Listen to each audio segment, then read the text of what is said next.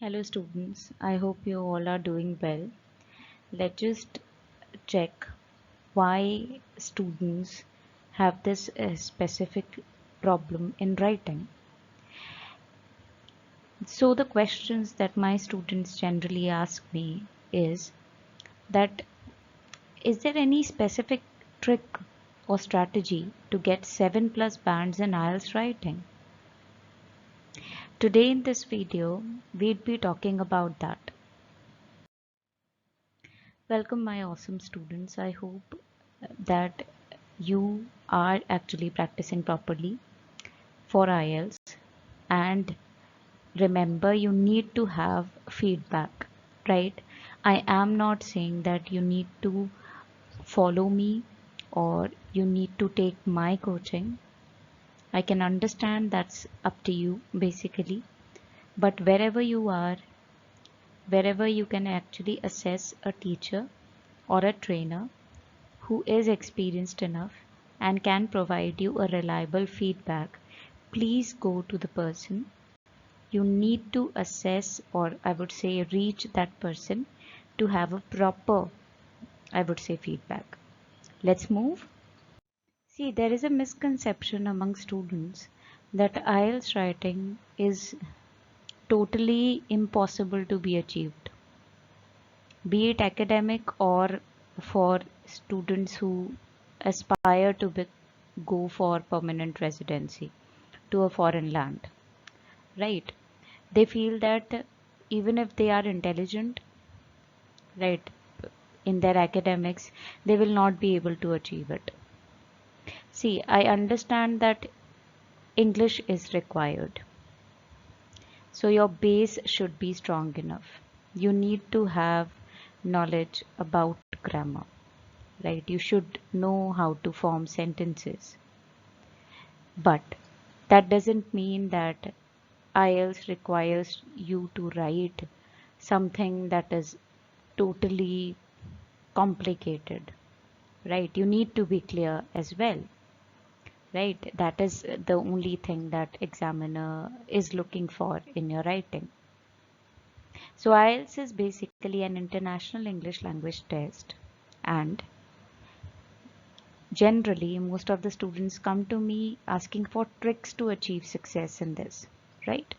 That's why I have made this video specifically for those students who have this question. So IELTS essays.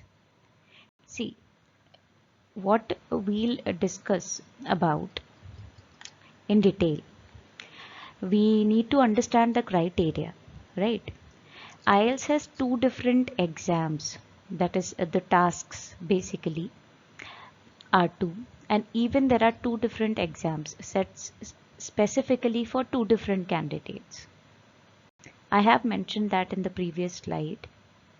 One is for academics, for example, those students who actually aspire to go to a foreign land to study, right, for a study purpose.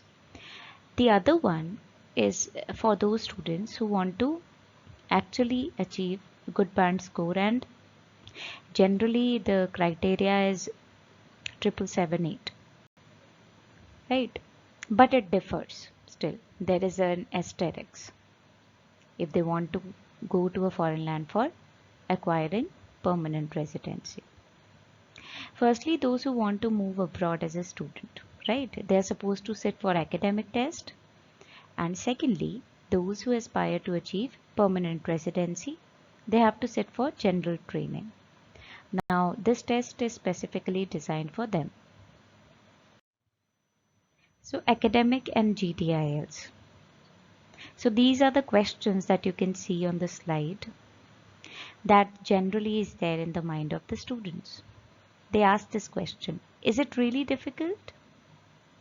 So my answer to you is everything that is new appears difficult for anyone, right? If you're doing it for the first time, be it an amateur artist, somebody who is a fresher, or an engineer, like even if you are skilled enough, right? And the next question is, are the examiners appointed by British Council strict enough in their checking? So I'm not only talking about India, right? I know in India here, IDP has actually acquired uh, that status, and it has the power to take IELTS now, right?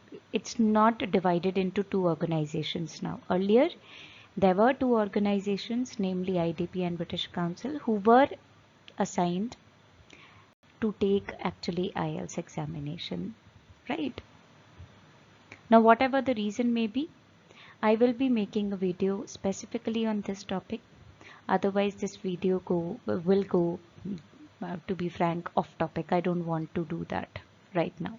Let's stick to the topic here. So the answer would be they aren't. Both IDP as well as British Council have trained examiners who really work hard to provide relevant scores to their candidates. So the next question that my students ask is IDP lenient enough to mark a candidate's writing? And believe it or not, most of the students actually reach out to IDP. They like fill the examination in IDP, not in British Council, because they feel that IDP is lenient enough, right? Specifically in checking the writing sheets. So the answer would be absolutely not. Both IDP and British Council have examiners who are trained enough to mark a student based on the criteria mentioned in band descriptors. So this is totally not true, to be frank. So the next question that my students ask me often is, am I judged on the basis of nationality while writing the test? No, not at all. A candidate is always tested on his ability to do justification with the topic that he or she is given. So please remember, that is the only reason why your teachers, wherever you are studying, right, taking coaching of this specific examination or test, your teachers also must be telling you that whenever you approach this test, you have to take into consideration, specifically I'm talking about task 2, you have to take into consideration that world map. You are not supposed to talk about your own country only. You have to look at the question, that essay that you are given, on the perspective of the whole world, right? You can give example of your country, undoubtedly, but you have to look at the question from the world's perspective. Along with that, your writing is never judged. The style of writing is never judged on the basis of your nationality, even if you are from anywhere, be it Canada, be it Australia, or New Zealand, or India, right? So, the general trailing IELTS is a test that many candidates find really tough to clear. I would be actually telling you that I will be providing students coaching soon, but I have to look at the timing and I have to do certain preparations for it. Because if I'll be perfect, I feel that I'm not perfect. There are certain things which I need to learn as well. If I'll be ready, I would say, I will be able to make my students ready for the examination. Obviously, I have cleared GT, I would say twice. And once I have scored CLB 9, and the other time I have scored CLB 10, because that was the requirement for my file. But still, I'm just waiting for that perfect time to reveal it to my students. When can I actually provide general training? I am already teaching academic students right now. Let's move. Academic as well as general training writing. Now these tests contain specific format as well as tasks that are to be understood under a certified trainer for reaching that dream score. Now if I talk about academics, most of the students, like I'm talking about most of the students on average basis, right? Here they require at least 6 each, right? And if I talk about writing, because our video is based on writing, they require at least a 6 or say a 6.5. Whereas if I talk about GT students, the minimum score that they require is a 7 for writing, right? That consists of both task 1 and task 2. That is, in case of GT, they have to write a letter. That is the task 1. And in task 2, they have to write an essay. And let me tell you one thing, the topics differ for both academic as well as GT essays as well. It's said that essay is same. No, it's not. The topics are different.